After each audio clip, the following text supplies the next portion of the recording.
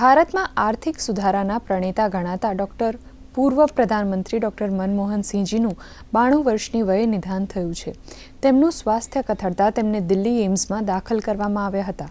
Doctor Manmohan સિંહજીના નિધનને પગલે દેશમાં 7 દિવસનો રાષ્ટ્રીય શોક જાહેર કરવામાં આવ્યો છે। ડૉક્ટર મનમોહન સિંહજીનો જન્મ 26 સપ્ટેમ્બર 1932ના રોજ પશ્ચિમ પંજાબ એટલે કે હાલના પાકિસ્તાનના ઘા ગામમાં થયો હતો।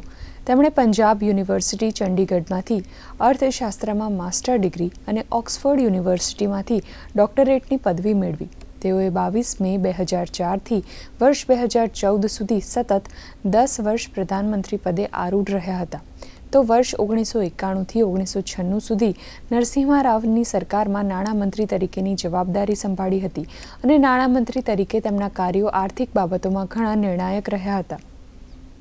तो आप समझ सकते हैं कुछ समय सोना गिरवी रखना पड़ा था सरकार को, यानी हमारी आर्थिक व्यवस्था बिल्कुल ध्वस्त थी। और आप अगर 2008 के वैश्विक मंदी की बात करें, जब विश्व के सबसे बड़े बड़े बैंक जो थे वो धराशायी हो गए थे, लेकिन भारत की जो इकोनॉमी थी वो स्थिर रही, भारत की इकोनॉमी मजबूत रही। तो मनमोहन सिंह का जो योगदान है भारतीय अर्थनीति में या भारतीय अर्थव्यवस्था में, उसको भुलाया नहीं जा सकता।